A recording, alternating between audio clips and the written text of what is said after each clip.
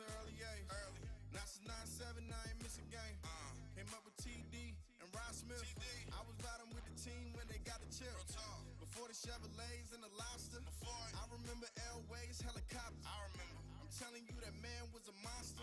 Way before he had his hands on the roster. He turned the Broncos to a powerhouse. So you know I got a shout out to Johnny Elway. He important, man. He the reason that I'm always rocking on him, man. Always gotta rock orange, that's just how I roll.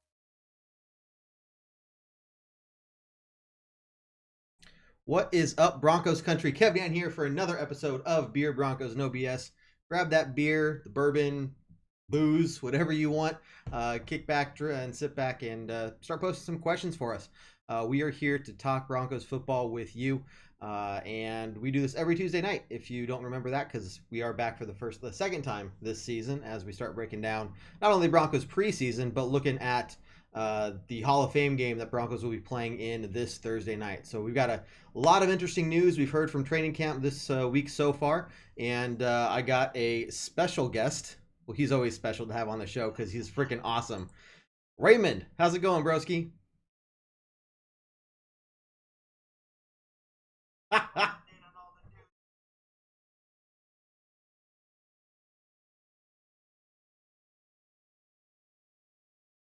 as far as football goes coming on the field here in a couple of days, but meaningful for Broncos as a whole with a couple of our all-time legends going into the Hall of Fame this week. So really excited to chop up some Broncos with you all this week. Yeah, no, we got a lot to talk about. And while you guys are starting posting your comments and questions, we have Juan back here. Juan has been one of our original supporters since day one. Between him and Cindy, I think those two are the original gangsters here for Orange Weekly, and they're awesome. So, Juan, glad to have you here. Ryan's in, Tina's in. Joey says, we are the best in the West. It's no contest. I think we have a lot to talk about there. I'm not going to disagree with you. I think we have a lot to look forward to this season. Joey says, I look different from last year. I think he was talking about me, and I'm not in my jersey today. I'm a little more fancied up. But you also got that nice beard, so I don't have that. Keep it classy, Dandino. Keep it classy. Okay, Ryan. So this is a good question right off the start. Thanks for asking this, Ryan. You say, I wish they would make starters not play in preseason games anymore. It gets me excited to see what we can have for backups or possible starters. So let's talk about that. The news came out. Originally, they were thinking that no starters were going to play, obviously, in the preseason game. Since it's the Hall of Fame game, it's just one extra game for our starters to get hurt, and that's just not something you want to do. But there are a couple of them that we were interested to see, and we've heard that are going to start: Bowles, McGovern, and Reisner. Reisner, I think, would be good, obviously, since you just got drafted to this last year. But Raymond, I want to hear your take on this. Between Bowles and McGovern, they've been having, well, first off, Bowles is Garrett Holds, and we all know what his issues have been for the last 2 years now. But then McGovern has been having a lot of problems snapping the ball in shotgun. So let me hear your thoughts on, what do you think about those three players starting this week, and what is it going to mean for their future making the roster? Yeah, I think you're right. The Hall of Fame game really, it's a fifth preseason game for the Broncos. It's probably a meaningful game for about 4 Broncos that are going to be on the field. And I hate to take away from, all the Bronco players that we're going to see on the field because, a lot of those guys have been playing for roster spots on other teams. But as far as impact players that are going to be on the field this Thursday that we're going to see making plays in November or December, we're talking just maybe 1, 2, maybe a third in there. But it's interesting to see that Garrett Bowles and Connor McGovern are going to get at least, it sounds like, 1 series to start the game. I don't know if that's just a message to Connor McGovern and Garrett Bowles just to kind of say, hey, you guys need to get your shit together and we need to get ready to rock and roll. It seems like, by all accounts, the reports out of camp, though, is that Garrett Bowles has actually had a pretty decent camp for the most part. He started to make some strides in the right direction. I know the snapping troubles of Connor McGovern are well documented. And he's talked about how, it's got to be automatic. But, man, if that ball hits the ground, that is a surefire way to just end a drive and do all of those things. So the only one that's really interesting to me is Garrett Bowles with Elijah Wilkinson backing him up. There's been a little bit of controversy in camp there with Elijah Wilkinson, getting some decent reps with the 1. So I'll be curious to see that. I think it's nothing more than just a quick message to those guys like, hey, get your crap together. And that's kind of what I'm hoping for sure, because I think with all the talk of Elijah Wilkinson being the person that could possibly replace Bowles for sure, I think Bowles doesn't have a guaranteed spot on this roster right now. So going out there and seeing how he can play is really going to be, it would not surprise me if he stinks it up during preseason, that he is not at least the starter anymore for the Broncos, and we're going to see if Elijah Wilkinson can go in there. So it'll be interesting to see come our fourth preseason game, which is the third preseason game for everyone else, where most of the starters get at least a good chunk of playing time. Who goes out there at first for us at the left side for us, whether it's Bowles or Wilkinson? Let's see, Ryan says, I think we could be looking for a new center soon. Completely agree. And Michael says, will the Broncos make it to the playoffs this year? So way early predictions. I don't like talking about playoffs. Raymond, I want to hear what you have to think more in terms of what to expect from the season. I think I'm on more optimistic side, like I usually am in previous years. But with the new coaching staff and these new players that we have, what are your thoughts on what to expect from the season that could lead into this discussion of making the playoffs or not? Yeah, so the one thing we know for sure is that our defense is going to be hands down one of the top defenses in the league. So for you fantasy nerds out there, I recommend if Broncos defense might be a good pick. I bet that we're a top 5 in every meaningful statistical category for the year. So I think when we're looking at the product that's going to be on the field, we're going to be looking at a really sound defensive product. Now, the question then still remains is what happens on the offensive side of the ball. I'm a little bit, I'm less optimistic than Dan Dino. I think what we're going to see is we're going to see a much improved Broncos team. But I mean, for some folks out there that think we're going to be 10 wins plus, I think we're going to have to pump the brakes a little bit on that, just because the division is so much stronger this year than it has been in years past. I mean, you got to think in order to get to 10 wins, you're going to have to win 4 or 5 games in division to even be considered to get to 10 wins. So that means we got to beat the Raiders twice, and we got to split with both the Chiefs and the Chargers. And I think that that's going to be a tall order, I think, for the Broncos this year. Once again, you never know. I mean, you think back to the Super Bowl winning year, top defense in the league. We caught lightning in a bottle. We won 10 games by 7 points or less, and we got hot at the right time. So I expect to see a more polished product on the field. I expect to see a competent team on the field. There was at times last year in the years past where our offense seemed anemic at times and didn't even have any resemblance of an offense. So I bet we see a top 5 defense. And if our offense can be at least in the top half of all meaningful statistical categories, I think we're looking at a pretty solid year that Broncos fans will be feeling pretty good at the end of the year. Playoffs, yeah. I don't know. I like I said, to get to 10 wins, it's going to be really, really tough. And I mean, the Chargers and the Chiefs both look like 10 plus wins, 10 plus winning teams this year. So I think it's going to be I mean, the Raiders always suck, so it don't matter what they're going to do. But it's going to be I think it's going to be a tall order for the Broncos to get above 10 wins this year. Yeah, so I know Ryan's giving us crap for talking about playoffs, but this is the interesting thing. Vance Joseph is gone. I hate saying his name anymore. And this is just hearing Vic Fangio and, the whole Broncos mafia of coaches now talking. This just has a different feel to it. It feels like these guys are being held accountable. There's no more of this, we had a good practice. They're actually calling the team out for their shit, and we're going to get into that here in a little bit. We know Cindy is in here. She shared the video for us. Appreciate that. How you doing? She also thinks we're going to see a whole new team. And Joey thinks we're going to go 10-6 or 9-7. And I think that's very possible with the talent we have and the coaching staff we have surrounding this team. Just like you said, we're going to have to beat the Chiefs and the Chargers at least once. Do you think that's reasonable, especially for the Chiefs? It's going to be tough. I mean, the crazy thing, if you think back to last year, regardless of how horrible we were, there was a stretch in time right in the middle of the season that really kind of defined our season where, we were one pass away from beating the Chiefs at home. We had, the Rams on the ropes to the fourth quarter. And then, we beat the Chargers and we beat the Steelers in the stretch. I mean, we were a couple plays away from having a completely different season last year. And then, of course, then we rolled into San Francisco and got our butts whooped left and right. And then, I can't even remember the running back for the Jets that had like 297,000 yards against us or whatever it was. So,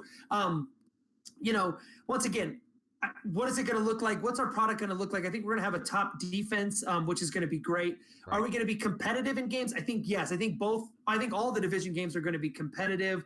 Do we have enough pieces? Can we get away with a couple of extra plays throughout the game? I wouldn't be surprised if we split with both the Chiefs and the Chargers. Although I do see the Chargers and the Chiefs both outperforming the Broncos when it's all said and done at the end of the year. Interesting. Ryan says, boom, you hit it like a man. Ryan asks, does anyone listen to the BSN podcast? He likes it. I have not listened to it, but I don't know about you, Raymond, but my favorite podcast is the Orange Weekly podcast. Yeah, I knew you were going to plug that. It's a great podcast. Check it out. We do some great work on that Orange Weekly podcast. So yeah, we're bringing that back here soon, closer to the start of the regular season. Jared and Matt do a great job breaking down the preview of the upcoming game, and then Tanner and Jeff do an absolutely awesome job as well, kind of reviewing the previous game and looking forward as well. So 2 podcasts a week. We'll be doing these 2 shows a week, as well as the Halftime Hash Show. We go live during every halftime of each Broncos game, whether it's Raymond or me. He's our main guy in terms of helping out with the Halftime Hash. So make sure you guys check us out there. So if you like the beard, definitely watch the Halftime Hash, guys. So let's see. Brian asked a good question. Why the Chargers? So I don't want to get too far away from the Broncos talk, but what just big picture? What's making you think that they might be outperforming the Broncos by the end of the season?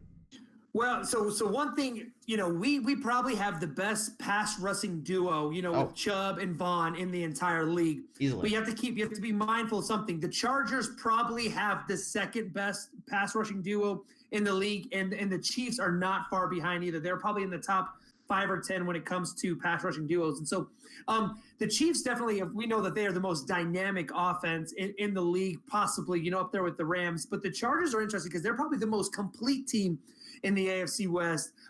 Really sound defensive team. Phillip Rivers, I know we can talk what we want to talk about Phillip Rivers. Yes, he cries me Rivers. He's terrible. But the guy is a top 5 quarterback every single year, and he's still coming in the last couple of solid years of his career. They also have a ton of offensive weapons on their side of the ball. They really are a complete team. And so when we think about matchups here, this is what we're kind of focused on right now is when we're matching up, the Broncos are matching up against some teams like the Chargers and the Chiefs. We're talking about our offensive line against some of the top defenses in the league, and especially in the Chargers, another top 5 defense in the league that'll be in the league this year. And so, Bosa and some of the edge rushers that they have over there, they just will wreak havoc on Garrett Bowles and hopefully Juwan James will take care of the right side of the line, but Garrett Bowles, it's just a nightmare. So what I just see with the Chargers, man, they just are a complete sound team. They've been 8-8, 9-7, 10. They're a 10+ win team 2 years in a row, I think now. So they have a lot of really, really nice pieces over there on that side of the ball. So once again, AFC West is stacked. Raiders are, they're probably not going to be, they're probably going to be the bottom of the barrel again, but they have some interesting storylines, right? AB's over there now. They have like 97 first-round draft picks. They'll blow 95 of them, but it doesn't matter. But they're going to be a promising team 4 or 5 years down the road, I think, with all of the assets that they've started to collect over the last couple of years. Sure. I hate to say you're right, but that sounds accurate. So question is, can we put a competitive team out on the field to at least win one of those games? I think the answer is yes. Joey says, Rivers doesn't deliver, though, in a big game. Flacco usually plays better than Rivers. Don't at me. Yeah, totally. Very nice. And you bring up an interesting point real quickly about the Broncos is, when we talk about assets, our offensive side of the ball, we have such a young core that if we can keep that core together for a significant amount of time, that in 2, 3, 4 years, we might be talking about some of the most dynamic offensive players in the league as well, between all of the core players that we have. Of course, we know Philip Lindsay, that electrifying athlete that we have in Cortland Sutton. All reports out of camp is that guy, minus a few cases of the drops, is just unguardable, in jump ball situations. And so I'm not saying that the Broncos are necessarily out of it or anything of that nature. I just think we have a young offensive core, and there's just way too many question marks on the offensive side of the ball for me to say, hey, we're going to be a 10-win team in the playoffs at this point in time. Now, once again, defense plays really, really sound. We get a lot of contributors. Joe Flacco's got a couple years left in him. We could be sitting here in November really, really in really great shape. I'm hoping that's right. I mean, I think Flacco is at least going to be consistent. And there's some quarterback questions I want to ask you, man. So, Yeah. interesting thing, we're going to have Kevin Hogan start the Hall of Fame game, followed by Drew Lock, followed by Brett Rypien. So, my thought is, first off, who do you think what are the three quarterbacks you think we're going to keep? And my thought is, I would want Drew Lock to be out there first to get more time with, some of the starters, the few starters we're going to have, and the top of the twos, you know what I mean?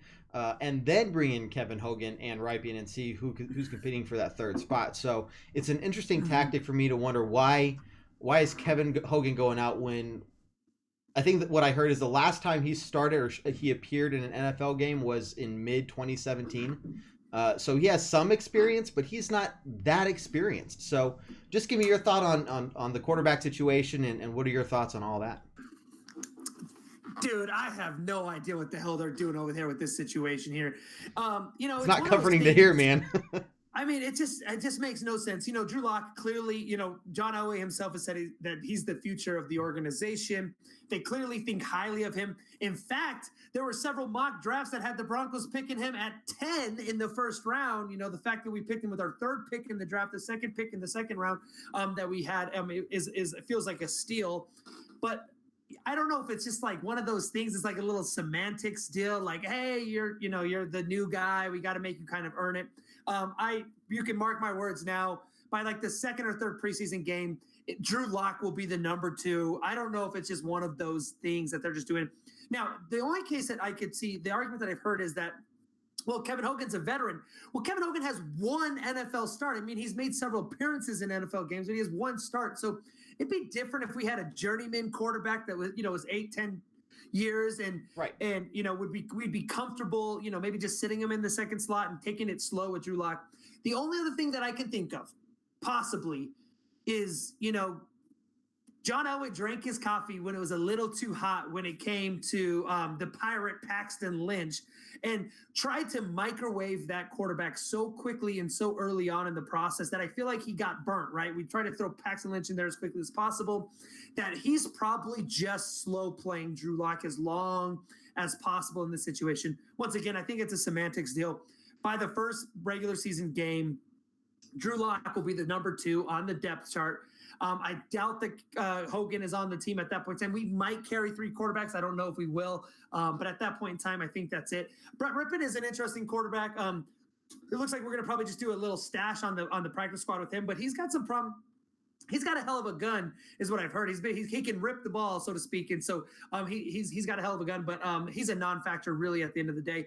Drew Lock will be the number 2 quarterback when it's all said and done. I just don't. And I don't know if it's just like, hey, make the kid earn it. I don't know if they're like smacking him on the wrist for this whole like trade talk thing or the contract negotiation thing that happened for like 24 there hours. You go. I don't know if it's one of those deals like, hey, you got to earn your stripes. But yeah, I mean, Kevin Hogan's a non-factor when it comes to the Broncos this year. Yeah, and Juan, who again is one of our big-time original supporters, he says we're going to keep Lock and Rypien. He saw Rypien live at Boise State here in Idaho. I think that is also the most likely scenario after just kind of knowing Kevin Hogan's history.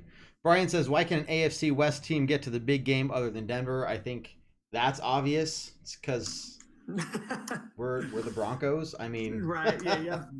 Okay. Let's see. We also got some talk about Theo Riddick, who used to be a running back for, that one team. Yes, the Detroit Lions. There you go. That's the one. Yes. I was like, I know that he interviewed with the Saints, but I couldn't think of the originating team. Anyway, Theo Riddick, an interesting fact that if you didn't catch the news, was released, but was brought in for a physical. I think ultimately, when you see a veteran like Theo Riddick, and if you're not familiar with Theo Riddick's game, he's a catch the ball out of the backfield kind of guy. I think he's averaged like 70 catches or something like that over the last 4 or 5 seasons with like 500 yards receiving out of the backfield. He's just kind of this utility back, Darren Sproles type, if you will. Got a little bit of game to him, savvy veteran. But when you see his veteran go down, like get cut in camp like this, typically you think of an injury. But it sounds like he passed physicals for the Broncos. Broncos are interested. What does it mean for us? It means that Devontae Booker probably doesn't have a roster spot, is what it ultimately is saying to me. There's no doubt Philip Lindsay's the number one back. He's going to be the bell cow. Rolls-Royce Freeman, I'm excited to see what he has to bring, being kind of plagued with that ankle injury for the vast majority of the season last year. And then that let Philip Lindsay burst on the scene. Then how the heck do you go back to Rolls-Royce once Philip Lindsay, had the games he did? It's probably just some versatility out of the backfield. If Theo Riddick joins this team, he'll be a third down back. He'll probably return some kicks. He'll probably play some sort of those types of roles, in my opinion. I don't think that means anything for Rolls-Royce or I can't think of that. Rolls-Royce Freeman and not Devontae Booker. Philip Lindsay. That's what I'm thinking. So Lindsay and Rolls-Royce are good to go. I think Booker might find his way off the team, though. That's what I think is going to end up happening. Now, the interesting thing I overheard, I listened to 104.3 The Fan. I'm not going to lie. So I get a lot of my questions and intel from those guys. But it brings us some interesting points. So this year, they kind of leaked that Philip Lindsay is going to have a bigger role in the catching game, the receiving game, right? And then we get looking at a guy like Theo Riddick, who I think they said a couple years ago, because I remember it was a lot. He had 80 receptions. He was listed as a running back, but had 80 receptions. So it's interesting to hear that Philip Lindsay is going to have a bigger role in the passing game. And then we're looking at a guy like Theo Riddick, who can be that third down guy and possibly the returning guy. But if he has such a talent and is so good at, being this receiving running back as well, it'd almost be weird to have two fast receiving running backs in Philip Lindsay and Theo Riddick. And then Riddick, of course, could, like I said, do the third down stuff. And Rolls-Royce is also just kind of a, big power running back, running up the middle kind of guy. So I don't know. It'd just be interesting to see they're going to try out who's more comfortable with the receiving game, the passing game. Well, but I don't know, man. One thing to keep in mind, and for whatever it's worth, if you're looking at the running back room that the Broncos currently have, there's zero experience. You know what I'm saying? The one thing about Emmanuel Sanders, probably the most valuable thing that Emmanuel Sanders will contribute to the Broncos this year is the week from Monday through Saturday when he's working with our young receivers. That's probably the most meaningful thing that he's going to do for Broncos down the road. They have zero experience in that running back room. To get a veteran like Theo Riddick into the room, even though he's a similar back in a lot of ways, just for him to be able to help the young guys see things, point things out in film study, all of those things, I think that is really what speaks volumes. I think that's what they're nervous about. Let me put it this way. Hate to say it, heaven forbid, knock on wood. Let's say Philip Lindsay gets an injury of some sort. What is the insurance plan in that point? Do you want to see Devontae Booker carrying the ball 10 times, 12 times in a game? Hell no. Absolutely not. You know what I'm saying? And so I think those are the kind of questions that they have to ask themselves. If Philip Lindsay or if Rolls-Royce were to take a significant injury in some way, shape, or form, what is our insurance plan? A guy like Theo Riddick, $1 million, $2 million deal, providing some wisdom to that room, that's a pretty safe insurance plan instead of a Devontae Booker as your insurance plan. You know what I'm saying? No, I completely agree. Guys, keep posting your comments and questions for us to answer. We got one from Ryan here we'll break down. My name's Kevin, and I'm with Big Ray. I don't know, I kind of nicknamed you Big Ray last year. I don't know if that's if you ever liked that or not. I'm with Raymond here, and you're watching Beer Broncos and No BS. Really quickly, I want to remind you guys that we do have a Patreon page, and if you become one of our supporters, we are offering for this month's prize a Peyton Manning plaque from Super Bowl 50. So go to patreon.com/Orange Weekly. There's different tiers from $1 to $25. We'll get you different amounts of entries for both that month as well as the end of the season prize we're going to be giving away, obviously, at the end of the season as well. So if you guys go check that out and become a supporter, we'd really appreciate it. We appreciate all your guys' support and everything you do for us now as well. Getting back to football talk, Ryan says, got wide receivers we can trade to the Giants since they have almost all Broncos backups. So what do you think about our wide receiver room? Is there anyone that you see that maybe we don't need so much? And with that, there's some big names there. Tim Patrick, who, over Deshaun Hamilton. It seems like Deshaun Hamilton's been kind of Tim Patrick started well in training camp. But overall, remember, if you guys haven't heard, catching passes has been a big struggle for us in the first 10 days, 12 days of training camp. So what's your take on the wide receiver room right there, Raymond? Yeah, once again, we're young. The good news is that Emmanuel Sanders is way ahead of schedule. He's already participating in 11-on-11 drill, so that's really great news for us as a team. We know a couple of those fun names, right? It's always funny. You read down that depth chart, who do you see?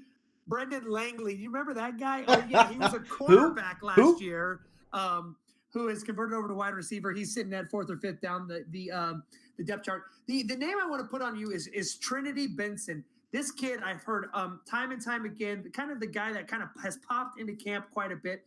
Trinity, it sounds like he's going to probably be one of those undrafted free agents that's going to find their way on the roster this upcoming year. It's one of those things. I think about this all the time. Is people who cover or follow a local team, like we follow the Broncos on a daily basis. We're getting our news from multiple sources, all these places.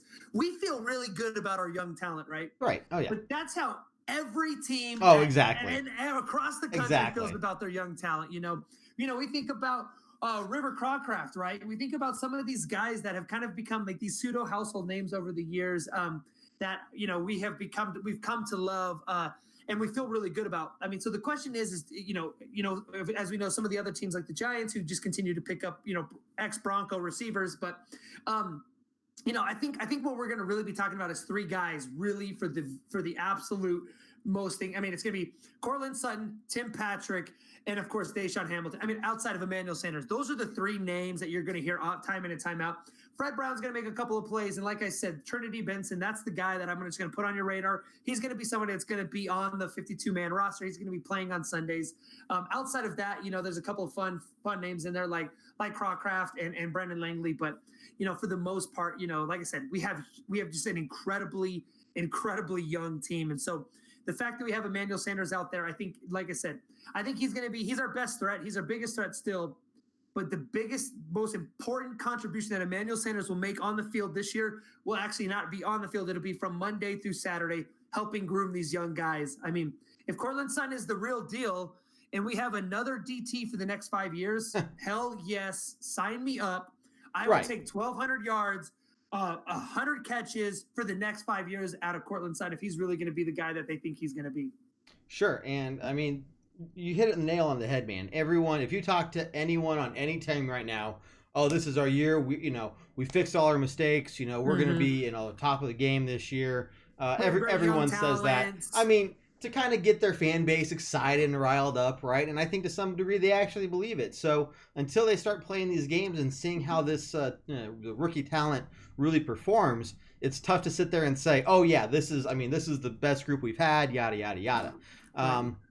But if you're hearing some of these issues from Coach Fangio, one of them is dropping the ball. It sounds like the quarterbacks aren't getting too much of a problem, having too much problem of getting them the ball, but then they're just not able to make the catch. It's so bad that obviously we're talking about it, and Coach Fangio is talking about it. The other thing is penalties. Now, again, it's preseason; we haven't got to a first game, and you got to remember there are usually a whole lot more penalties called early on during the preseason games than during regular season. But I guess out of those areas we've heard about, Raymond, what are your concerns for the Broncos? Are you worried about the catching game? Are you worried about us, or getting a ton of penalties like we did the last year? What are your thoughts? Yeah, the catches, that's an interesting take.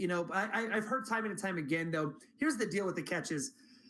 Right now, we're installing a brand new offense, a brand new system. There's a brand new quarterback. The catches, I think, at this point in time, to me, I think I'm just going to chalk it up to the players just thinking a little bit too much while they're in practice. You got to think about it. There's a new quarterback, new system. There's sort of the nuances within their new offensive structure. I'm not as concerned with the dropped balls. For me, it's the penalty. The penalties would be my biggest concern because I don't know how many times last year, Kevin Dan, when we were sitting here doing the good, bad, and the ugly, and we would look back and we'd have 2 touchdowns on Sunday that were called back on holding calls or something stupid on our end of the deal. So really, for me, I think my biggest concern, and we talked about this time and time again last year, it didn't seem like, or let me say it this way. It seems like Vic Fangio definitely has the focus and the discipline of the team under his arm. Where Vance Joseph, we talked about discipline every single week. It just seemed like the guys could not just do basic things on the field, like don't jump off sides, don't hold, some of those basic things. So for me, if we could just clean up some of the discipline issues, clean up those penalties, I think that those are much more killer than a dropped ball. Second and 20 is way worse than 2nd and 10. It's plain and simple. Yeah, dude, just like you said, how many times last year did we see those issues? And so it's, I don't want to blow this out of proportion because we haven't even played a preseason game yet. And I get that. But at the same time, one, we need something to talk about on the show right now, right? But it is kind of a worry when we've seen these markers from the last 2 years and all these penalties and coaching staffs doing nothing about it. And now here we are in a preseason training camp, and we're hearing the same thing. And it's hard to not let your mind wander to the path of, is this going to be a issue for us again? Because how many games last year did we lose because of those penalties? Yes, some of them, I'd say there were 3 games that we lost purely because of, Vance Joseph's decisions, 100%. But there were several other games, at least another 3, where we could have won had it not been for a couple really crucial penalties we got called on us. So, I think that's going to be the difference that makes us another 6-10 team this year, or it's going to push us to that edge of being 10-6. And, we came so close to beating the Chiefs that one game. In the second game, we were only down by a touchdown. Right. But some of these other big games, look at the Houston game, look at the Browns game. We lost by a point last year. So there are a lot of opportunities last year for us to go from 6-10 to at least 8-8, if not, 9-6. But we blew it because we kept shooting ourselves in the foot. And now the one good thing is we hear Vic Fangio, Coach Fangio, addressing us. And he's actually saying this is a problem we need to address. So anyway, that's my take on the whole thing. Raymond, you are getting some love from your about your beard on the Broncos World Order page. Just so you know. I can see you guys. So even if you're watching the Broncos World Order or wherever you're watching, please post your comments, questions, hit that share button for us. We appreciate it. Okay, let's see. Joey says, 50% of our penalties was on holds. Brian says VJ didn't talk about great. Yeah, we don't talk about great practices anymore. Thank God. Yeah. And we lost those games by 1 or 2 points. So I don't know, Raymond. I think that's kind of the big worries out of training camp right now. But other than the rookies we talked about already, are there any others that you're interested in that you're really excited to watch during this preseason game? And my follow-up question is, you kind of alluded to it earlier. Who do you think is going to be our punt return? Because we were, last in the league last year in punt returns, with the longest punt return we had was 20 yards. So out of those 2 things, man, what everyone in Broncos World Order, you guys are fantastic. I appreciate it. Like I said, hit that share button for us. I'd love that. But so what are your thoughts on those 2 areas, man? Yeah, I mean, the biggest news I think out of the first couple of weeks of camp is or that I'm kind of curious about, and we'll see how it plays out, is our number 1 draft, or our first round draft pick is Noah Fant. I'm just curious about what's going to happen with that tight end room. Troy Fumagalli had all of the talk. He was the sweetheart. He was number 1 first team all camp for the first couple of weeks. First team all OTAs, but it seems like Fumagalli had a couple of little tweaks. I think a hamstring or something that's kept him sidelined from a couple of practices. Jeff Hireman, of course, we paid him a few $1 million to keep him on the team. Mm-hmm. We go out and we get Noah Fant.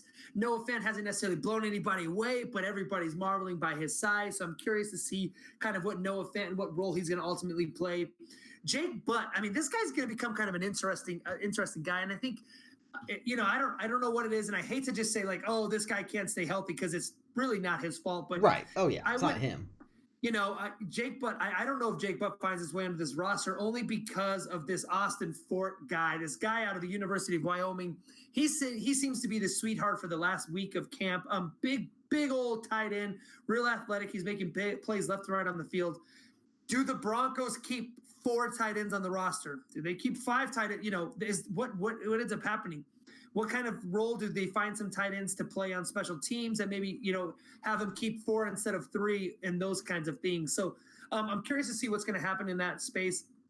I think Noah Fant is going to be great. I saw one of the questions down there, talking about who's going to be our biggest threat on the field. Is it going to be Emmanuel Sanders, Noah Fant? Some of those things. I think Noah Fant's going to actually play a significant role in some way, shape, or form this year. Remember, this guy was like off the charts at every sort of combine metric that you could possibly think of. Fastest 40 time, fastest broad jump, fastest vertical leap. This guy is an athlete. So I'm just curious to see kind of where Noah Fant lands and kind of how the Broncos foresee using him. And then what happens with that next tight end position? Is it Jeff Hireman? Do we see some of those, moments of brilliance from Jeff Hireman last year kind of start to be a little bit more meaningful this year? Right. And then is it Jake Butt? Have they seen enough from him? Is it Troy Fumagalli, or does somebody, like I said, this Austin Fort kid make the team and maybe surprise a Jake Butt type of deal? So, we got a shiny brand new toy in our first round draft or in our first round pick. So I'm just curious to see kind of how he'll play out in these first couple of preseason games. It can't be any worse than Garrett Bowles. I'm just saying that right now. Right? Yes. Now, hey, listen. It's an interesting. Garrett Bowles is an interesting thing. We poke a lot of fun at him. If the guy makes a little bit of a movement forward this year and starts to make some of those improvements, I hate to say that, hey, a first-round draft pick is going to take 5-year investment before he starts to become a meaningful person. But if he starts to turn into a decent left tackle and he cleans up some of those penalties, we'll be feeling pretty good with our left tackle and our right tackle pretty much lined up. So if he makes a step forward and he keeps continuing in the right direction, I think that'll be good news. If he's the same old Garrett Bowles, he's got a short leash, man. I wouldn't be too surprised to see Elijah Wilkinson in there at some point in time. And I know you asked me another question, but Kevin, I can't remember that other question. So to help, Noah Fant. I'm punt excited returning. about Noah Fant. Before we get to the punt returning question, though, Ryan's asking a couple of questions, and we'll get to the punt returning here in a second. We're getting a ton of questions. Okay, try and catch up here. Ryan does say, guys will be fine. Vic's got our backs. Completely agree. It's nice to see a head coach who at least knows what he's doing. Totally. Ryan's asking, do you think Jake Butt will be gone or traded if he isn't healthy by the start of camp? Is it somebody who would be willing to trade, or do we want to just hold on to him? Because, we have options in the tight end room. We didn't last year. Other than Fant and Fumagalli and Hireman, we have Austin Fort, who's been looking okay. Right. Other than that, Bug Howard? Yeah, his name is Bug. That's a weird first name. Yeah, that's Bug Howard. Yeah, I've not heard about Bug, so I at least it's a body to put out there, right? Right. So do you think that Jake Butt's somebody that we're willing to let go just because he's having some issues staying healthy, or do we know what he can bring to the team and it's worth holding on to him? Right. Remember, Jake Butt was touted as a number one, first round draft pick as he was coming out of Michigan. And then, of course, he had that catastrophic ACL injury in the whatever bowl game that they were in. So a late December, early January ACL injury that dropped him to the 4th or 5th round. Broncos took a flyer on a kid. If he gets healthy, of course, that means he would be he's a first round talent. He then, of course, tears an ACL again and tears up his knee again. And so it sounds like he was progressing really well, but it sounds like he's had a couple of rest days in a couple of peculiar times. He had a rest day the day before a day off. So that kind of is some indication that he's just probably not 100%, or he's not progressing.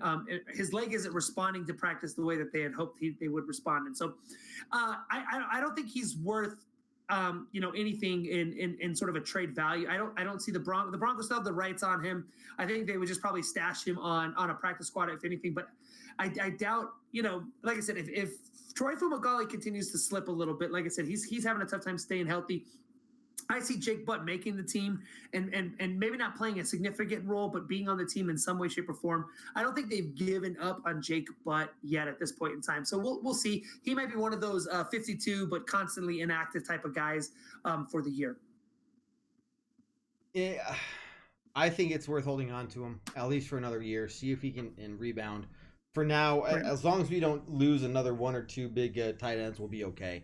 But Ryan is also asking, if Locke doesn't look good at all, are we looking for another QB next year or another 2? And Randy's even asking, basically, is Drew Locke somebody would put in 4 or 5 games into the season if he's not looking good?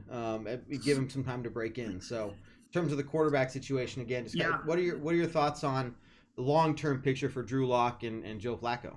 Totally. So, I mean, back to your first question. I would draft a quarterback every single year. I don't even know what the hell like if you're an NFL organization, and of course I'm acting like I would know what I'm doing in that role. I would draft a quarterback every single year. So I think regardless of how Drew Lock looks and all those things, I would be in the quarterback just drafting business. You got to get your guy. Now, is Drew Lock our guy? Maybe. So I think it all comes down to just see how does Joe Flacco play. For me, keep this in mind. Joe Flacco's got 2 years on his contract that we inherited from the Ravens, but only 1 year with guaranteed money. So really, Joe Flacco's on a 1-year deal. Now, if Joe Flacco plays balls to the walls this year, you're probably looking at a contract extension for at least a 2-year with a 3rd-year option, those kinds of things. And now it's just at that point, then Drew Lock's on the bench, and we got an Aaron Rodgers situation, and we're hoping in 4 years from now he's ready to rock and roll. You know what I'm saying? So I think that's what we're looking at now. Heck, Broncos, listen, Bronco, look at, I got the old school Romanowski on today. I'm diehard. I love y'all. I love the Broncos. But if the Broncos are 4-7, see you later, Joe Flacco. Drew Lock is playing the rest of the year. We're saying, F this. We got the youngest offensive core in the league. Yep. Let's see what we got in the kid. So, once again, we don't owe Joe Flacco anything after this year. I mean, it's just a 1-year proposition. Joe Flacco, you can carry us to 8-8, 9-7, 10-6. You're probably looking at a 2-year, $25 million, $30 million extension, and you can retire a Bronco and you'll be good to go. And we'll see what Drew Lock's got in 4 years, and then the quarterback conversation's done. You know what I'm saying? Right. But if Joe Flacco kind of stinks it up, I think you got to see what we got in Drew Lock. And like I said, if I was a GM, I'm drafting a quarterback every single year, no matter what, just to see, if you can, strike gold. So that's kind of my take on the situation. My guess, here's my hunch, is Joe Flacco's going to be average. He's going to be maybe slightly above average. Sure. He's not going to ruin any games. Right. He'll probably win us a couple games, but he's probably not a Super Bowl winning caliber kind of quarterback at this point. Would you say that that's an improvement over the last 2 years, though? Hell yes. Hell yeah. I'd give it Joe Flacco. Hell, I wish we had, Joe Flacco would have came in as soon as Peyton. I mean, I would trade 9-7, 10-6 for this over this crap that we've seen the last couple of years. I just think the way that the team's constructed with so many question marks. I mean, think about the year that Joe Flacco won it all. I mean, we don't want to think about that year because the Broncos should have won it all that year. That's besides the point. But he's cold-blooded when he gets to the playoffs, man. But he's got a number 1 defense in the league. He's that kind of guy. He's not. We need a game manager. He's not going to lose you many games. He'll probably win you a game or two. Right. He's not going to be Patrick Mahomes. We don't have an MVP on our team. We don't have that kind of player. He's a 4,000 yards passing, 25 touchdown, 12 interception kind of guy. Yeah, and if you ask me, I will take that. Right. No, exactly. That's exactly what I'll take. Ryan says Flacco's fine. Settle down. No, he's not great, and that's perfectly fine. Totally. Just like I said, it's what we need right now. We need somebody who's going to be consistent and is going to manage the game and help keep the offense together and lead the offense. That's something we haven't seen since Peyton Manning. Mm-hmm. I love Simeon. I was really rooting for that guy, but as cool and calm as collected as he was, he had no actual presence on the field. Paxton Lynch, same thing. Couldn't get anything together to save his life. And just the myriad of quarterbacks I could go over, it's the same story. So Flacco's going to be that guy that comes in and just gives our offense some structure. And I think we're really going to be a kind of run-heavy offense. We have those weapons. And then if the offensive line is doing a great job keeping Flacco standing, well, then hell, we can pass the ball then as well and really open up the field. But I think with what we're talking about now, Flacco is exactly what we need right now. We do not need him to be a Peyton Manning or a Patrick Mahomes and just, light up the field. We need somebody who can move the ball effectively and lead the offense down that field and get us some points. Let's see. Valentino is asking, are we ready to play Atlanta? I heard that we haven't even watched any game tape on Atlanta. Jack says, relax, it's preseason. And I think that's exactly the point. Guys, remember, look, as diehard as I am, look, I run the show. We are, if you're watching the show, we are all diehard fans. I love seeing the Broncos win. At the end of the day, it's preseason. I don't care about the score. It's great when we win, great, because I love that, right? But the preseason is all about watching these young players and see the position battles that are going on and seeing what kind of depth and talent we have on the team. Right. So and that's not an unusual place for an NFL team. Typically, right. the only week of the preseason, typically week 3 for us, the 4th preseason game is typically where they will actually go through a full kind of simulation of the full week of practice, where they will install, they will do very specific things for their opponent. They will, they'll game plan, they'll do scout offense, scout defense, all that stuff all week long to practice preparing. It's not very unusual in a first, second preseason game, and in our case, first, second, or third preseason game that we prepare for our opponent. Typically, what our coaches want to see is they want to see our team in certain looks, working right. on certain things. Typically only the 3rd preseason game, or in our case, like I said, the 4th preseason game, we will see a game plan. So that doesn't surprise me or scare me or anything of that nature. Once again, we'll probably beat Atlanta because they suck too, so it doesn't matter. Broncos are the best team ever. Obviously. We love the Broncos. Like I said, I'm not going to complain if we win in the preseason, but if we lose by 50 points, so what? Nah. Right. As long as we see some good shining moments from these rookies, the second, third string guys we're looking at, because that's what we really care about is that depth. I mean, yeah, we know what the starters are going to bring for the majority of them, right? But when players go down, can we trust those backup players, the second, third string guys to step up? And this is where we get to really see how those guys perform in a game time environment. So that's going to be interesting to see for sure.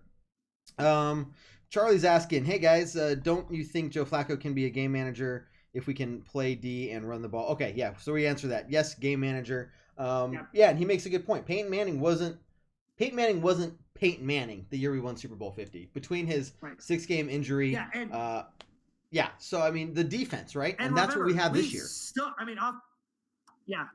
Right. I mean, literally, if we look back at that year, I mean, we weren't even the 5th best team in the NFL that year. I mean, if we're going to be completely honest with each other, is we caught lightning in a bottle. We won 10 games by 7 points or less. And guess what? We have a Mount Rushmore quarterback, one of the top quarterbacks in the history of the NFL, with a historically great defense rolling into the playoffs. That's the recipe. Do we get to the end of the year this year? Are we sitting at 10-6, 9-7, snuck into the wild card? We have a historically great defense again, and Joe Flacco's playing at a pretty serious level.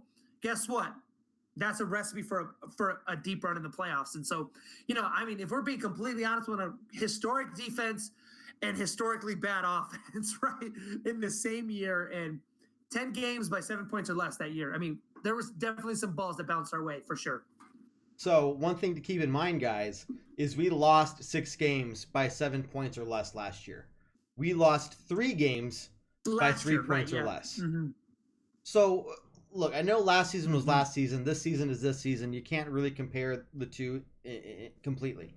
But while our record was, 6-10 last year, okay, we could have very easily, if the ball had bounced in our favor, if we had not gotten a couple of those key penalties we did, if Vance Joseph didn't have, I'm not going to even go there, if he wasn't a jackass, then we could have won 3 or 4 of those games. 4th down and 2 from the, Yeah, at least 2, right? So, and that would put us at 8-8. So I don't think we're that far off. I think we're a solid head coach who will hold the team accountable. We have Mike Munchak coaching the offensive line. I don't know how we got that lucky, man. We interviewed Mike Munchak to be our head coach.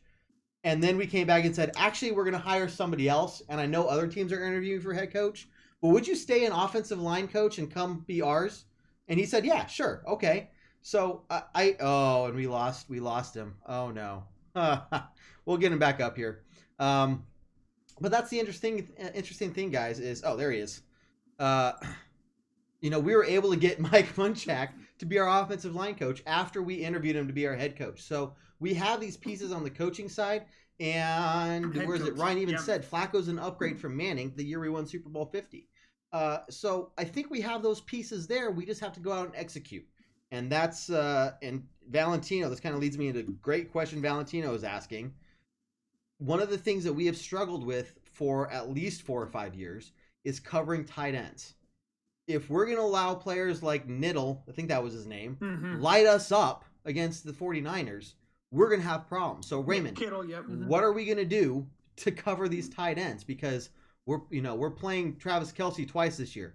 I don't know. We're going to have issues. And if we're talking about being able to win some of these close games, it's going to come down to, I think, this problem that teams are going to try and exploit in terms of covering tight ends. What do you think, man?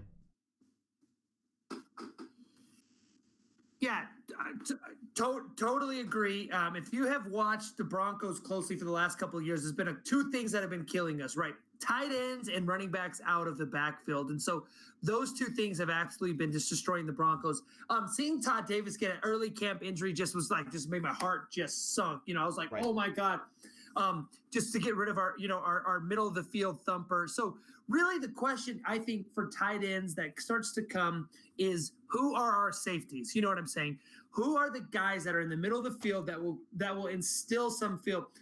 TJ Ward. When I say TJ Ward, that makes tight ends across the nation shit their pants because they were so afraid of coming across TJ Ward because that guy would thump them so freaking hard. And so does Kareem Jackson really, does he provide some of that role?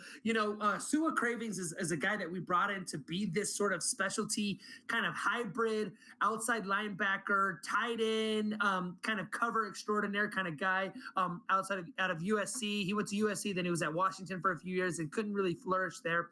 He was a little bit injury ridden last year. So I'm excited to see what Sua Cravens has to offer us on the field this upcoming year. So, Justin Simmons, Will Parks, can those guys fill some of that role? To do some of those things? I'll be really, really curious to see how those things, and ultimately it's a schematic thing at the end of the day. How do you let a guy get 200 receiving yards in the first half and almost break Shannon Sharp, a Broncos record against the Broncos? Come on, Van. You should have been fired at that game, Vance Joseph. But anyways, don't get me started. I think just the system of Vic Fangio combined with a little bit more strength in our safety core, I think the combination of those two things hopefully will be able to schematically respond to these tight ends. They have been killing us for the last few years, but that's my sense. I think it's going to be improved for sure. And man, Travis Kelce, man, he's the real deal. He is. No, look, I'm not saying that Travis Kelce is bad. He's definitely not. But we have to be, if we can. You look back to that first Kansas City game we played last year. 3/4 of the game, more than 3/4 of the game, we shut him down. This team can do it, but then when you give him a whole quarter to just run across the field, of course they're going to catch up and beat us. So we have the tools, and I think we've seen what we can do with our players to stop players like Travis Kelce and tight ends, right? So we just execute that on a game-to-game basis, like you're talking about schematically. We're going to be okay, I think. And again, I really feel that Vic Fangio is not going to be the guy that goes up and says, "Well, we had a really good week of practice." No, he's going to call the players out on their shit. If they're messing up, I don't think he's going to hold any punches. And that's the kind of head coach we need right now. Let's see. Joey thinks if our running game will be better this year, everything goes right, we can go 10-6. Completely agree. And Ryan also says, just think if VJ got us to the playoffs, would we really have the coaches we have now? No. So in some ways, it's kind of a blessing in disguise, if you will. Let's see. Charlie's asking, how good do we expect the O-line to be? It's been hit or miss the last few years. So Raymond, break it down for us with Mike Munchak running the offensive line or coaching the offensive line. What do you think? We lost Matt Paradis from the offensive line, right? Was he? Mm-hmm. Yeah, so we lost a couple key players there, right? I know we lost. I think it was a contract deal. I think it was. Yeah, I think Matt Paradis was a. Right, so we didn't let him go because he wasn't doing well, but just money I think issues. Matt Paradis was just a couple $1 million away on a contract. Right, and so that's just the name of the game. Yep, that's going to happen. So with somebody like him gone, and just what are your thoughts on the offensive line in general? Yeah. What are you expecting from him? Yeah, it's got to be better, right? We've been doing this reboot deal every single year, and we're seeing what's going on. They must have seen enough in Connor McGovern to let Matt Paradis go over a couple of $1 million. I think Matt Paradis is now at the Lions right now. Yeah. And then we're thinking in mind, right? We signed Juwan James to the richest right tackle contract in the history of the NFL. Juwan James being, of course, a first-round draft pick, played with the Dolphins for quite a few years. And so I think that will kind of help some of those things. Ron Leary's been sort of steady Eddie for us. Not good, not great, but not bad, for us for the last couple of years. Garrett Bowles makes the improvements that he's hopefully making. And this Dalton Reisner kid, man, I'm a big fan of this kid, man. He's just a kid outside a small town outside of Greeley, Colorado. He's from a little tiny town outside of Greeley, Colorado, homegrown kid. Great to see him.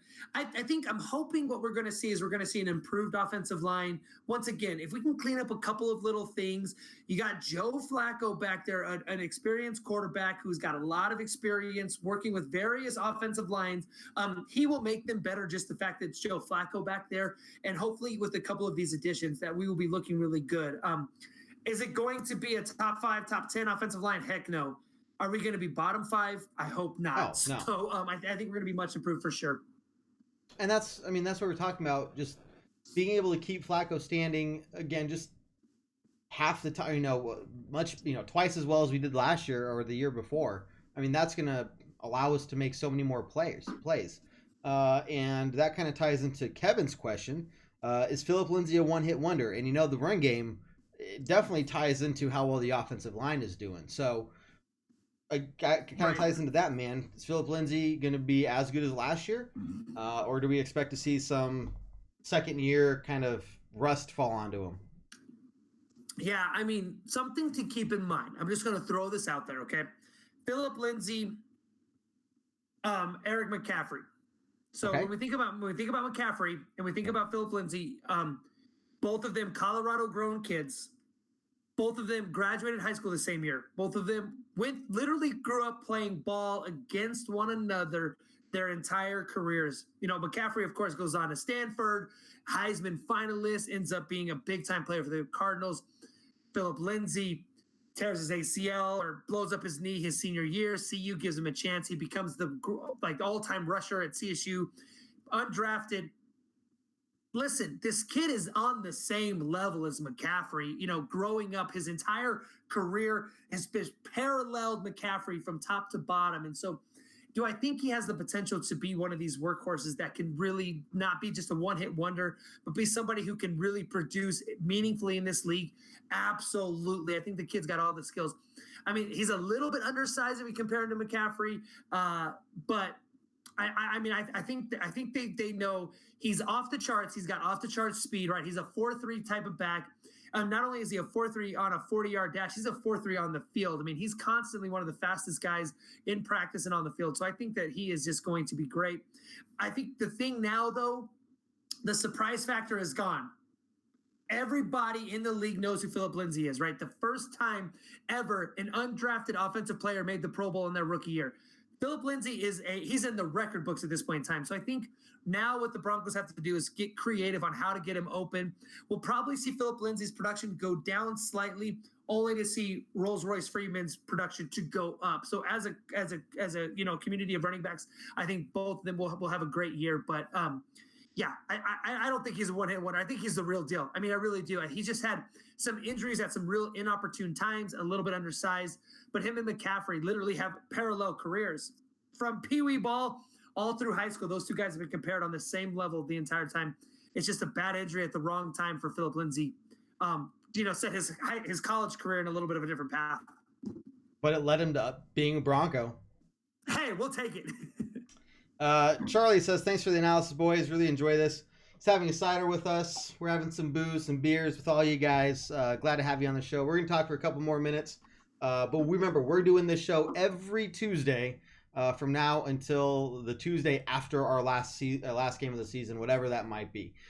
So you can always count on us to be here at 7 p.m. Mountain Time to be talking to you guys on Beer Broncos No BS. We're also going to be starting up our Wednesday night show, The Good, the Bad, and the Ugly on Get Vocal. Check it out on getvocal.com. We'll also stream it to Facebook and Twitter as well. That's Wednesday nights at 7 p.m. Mountain Time as well. And, of course, we mentioned earlier, we got our podcasts, both pregame and postgame. And then either myself or Raymond here, the big man on campus, will be hosting the Halftime Hash Show. So appreciate you guys tuning in, because otherwise we'd just be talking to ourselves, which, I mean, we talk Broncos all the time, but we're here for you guys. Anyways. So we have time for a couple more questions. If you guys want to post some more, we'll talk about it. But I do want to get to one thing that I asked earlier and wasn't able to cover yet. Punt returning. Dude, problem. Kickoff returning. Dude, come on. So what do you see us doing to get some of that going again? I have no idea. Yep. All right. Next question. Okay. No, I'm just kidding. Easy. I'm thinking just, you said Theo Riddick might be our punt returner. I'm thinking the only way Juwan Winfrey is going to make the team in that heavy wide receiver room is to become our punt returner. Right. Yeah, no, absolutely. And the other thing that I just want to throw a name out there, Deshaun Hamilton did a lot of it in college too. He's kind of been our steady hand towards the end of the year last year. Does Booker find a way on the team through one of these avenues? Booker ended up doing some kick returns for us towards the, in the year last year. Is that a way that he finds a way on the team? Deshaun Hamilton became our go-to towards the end of the year last year for punt return at that point in time. One of these wide receivers is going to make the team probably through this avenue. If Theo Riddick joins our team, like I said, he'll most likely do some of the kick return duties, I think, in some capacity. So do I have an answer? No. That might be an interesting storyline to watch. The Broncos historically, one or two undrafted free agents make this team every single year. Sure. Do we see a guy splash in the preseason in a kind of a unique way, make a big dynamite punt return, do some of those things and make their way on the team? I have no idea what that's going to look like. That might be if you are like super into the weeds, love this crap, and you want to analyze the Broncos from every angle, you have a homework assignment for Thursday. See who's catching the balls on the kick returns. I mean, I think that might be a telltale sign. There's going to be a kid that's going to make the team because of his ability to return kicks. Oh, I'll be watching. But anybody else is going to watch the game. You want to check that out as well. Report back to us on what you saw and what you thought. Again, we'll be here next Tuesday talking about breaking down the Hall of Fame game. Okay, let me see. Any other questions right now? Brian says if QB doesn't have time to throw, you won't go down the field. Obviously, Steve says he's excited to see the game Thursday, which will be on NBC. I believe it's 8 p.m. Mountain Time. Eastern Time. 8 p.m. Eastern Time. So as long as you get NBC, you should be able to see it. And we got some big name guys obviously getting inducted between Terrell Davis and Pat Bowlen. So kind of a special night for all Broncos fans all together. Okay, Raymond, some closing thoughts from you in terms of, again, what do you expect to see from not only this game, but preseason in general? And what are your biggest concerns that you want to see from the team working on during the course of the preseason? Yeah, and I think just before I answer those questions, Dan, I think you hit on a great point here. This week has nothing to do with the football game, man. This week has to do with Mr. B and his contributions to not only the Broncos organization, but to the NFL as a whole. So the fact that we're going to see, it's unfortunate Mr. B wasn't able to stay alive long enough to be inducted into the Hall of Fame, but kudos to Broncos fans all over the nation. This is a really, really exciting moment. So I don't want to just undermine that. Why we're playing in this game is for Mr. B ultimately. So I want to give some respect where it is due. The preseason is about just a couple of things. What is the offense going to look like? Are we going to be able to put that's where the question marks are, right? The defensive side, top 5 defense in the league. We have a roster that's a top 5 defense. We got star-studded cast over there. It's going to be a great year on the defensive side. Draft them in fantasy. Yes, do it. It's going to be an awesome, awesome year. But there are so many question marks on the offensive side. Does the offensive line hold up? Do we give Joe Flacco time to throw the ball? What Joe Flacco do we have in the backfield? Do we have steady Eddie Joe Flacco, or do we have, ice in his veins, ready to prove some critics wrong Joe Flacco? Who do we have in the backfield? And we have an incredibly young core of weapons. Minus Emmanuel Sanders, has anybody been in the league longer than a year? No, literally nobody, right? Noah Fant, Philip Lindsay, Rolls Royce, Cortland Sutton, Tim Hamilton, who am I picking? Tim Patrick. Tim Patrick and Sean Hamilton. I see. I put them together. You're right. Everybody's they've only been in the league a year. So does that core pop? Do we have a couple of stars in that core? I mean, there's so many question marks on the offensive side. So that'll be interesting for me to see. Drew Lock, of course, seeing how that plays out. So what is the preseason? For what I'll be looking for, what I'm curious about is what type of offense, what type of things are we going to see? Are we going to see an offensive product? Like, listen, I don't play pro ball. I've never played in the NFL. I mean, sure, you play football growing up, you have a good sense. But when I watched the Broncos play offense last couple of years, it looked like shit. I don't know. I don't know why. I don't know why it looked like it was discombobulated. It just didn't look good on the field. Do we have continuity? Do we look like we know what we're doing? Are we mistake free? Do we get a first down? You know what I'm saying? Those are the kind of questions. I just want to see, can we just move the ball?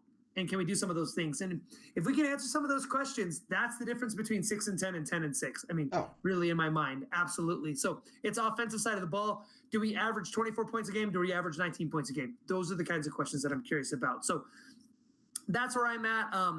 I think that's kind of what I'll be looking for this preseason. And once again, man, I just want to give mad props to Mr. B and what they've done, man. I've been a diehard Bronco fan my entire life. It wouldn't be that way if it wasn't for Mr. B. So I want to just give the most mad respect to that. And I'll be looking forward to seeing him enshrined in Canton Hall of Fame.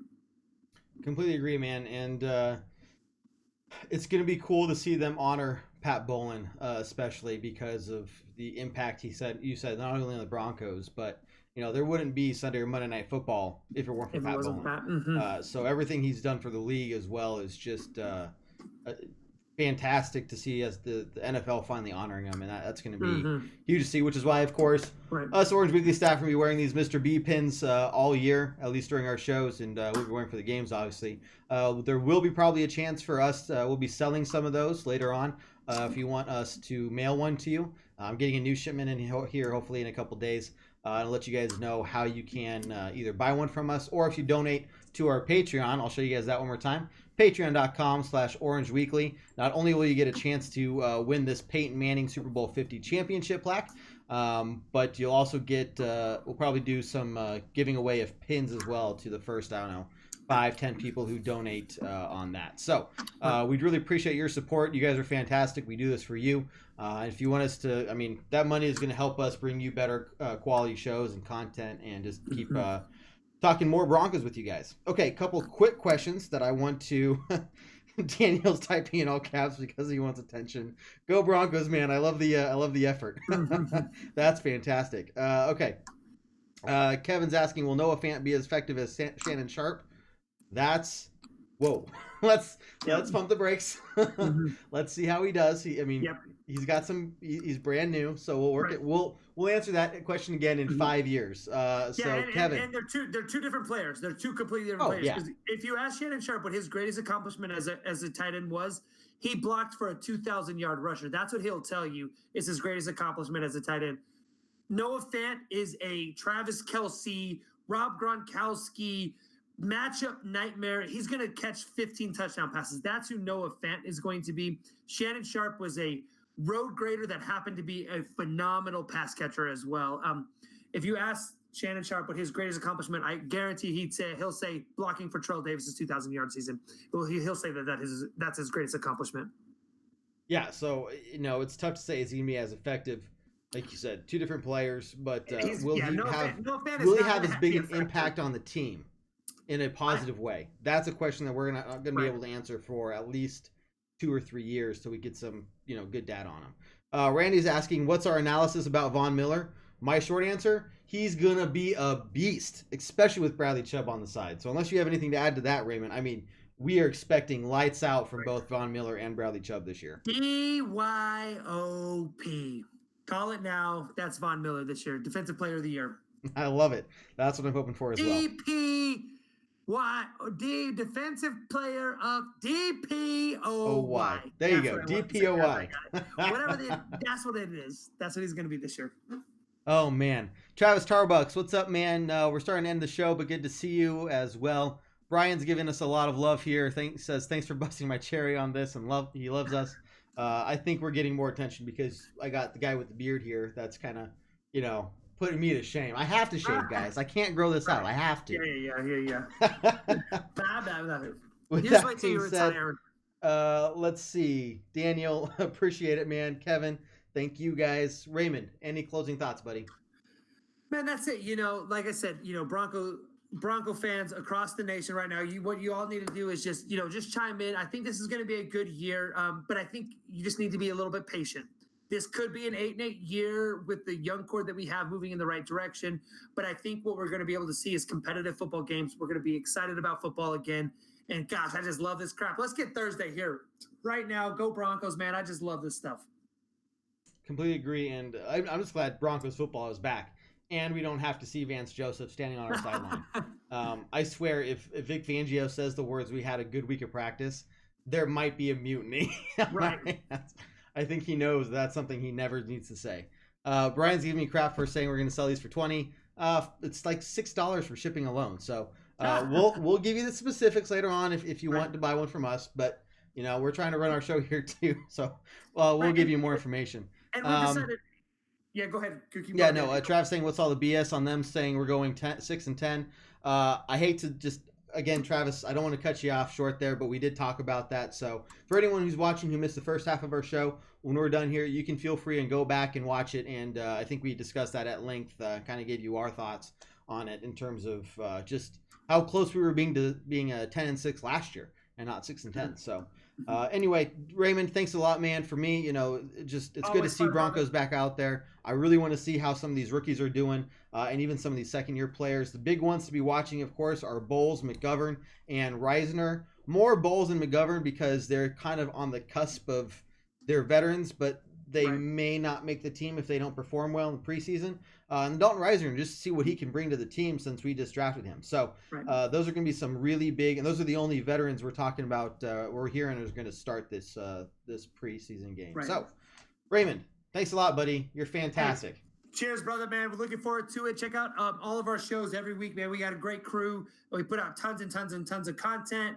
Dan, man, appreciate your time, brother. Charlie's from Canada, so we are now international. Yes. That's fantastic. Okay, we're growing, man. We're growing.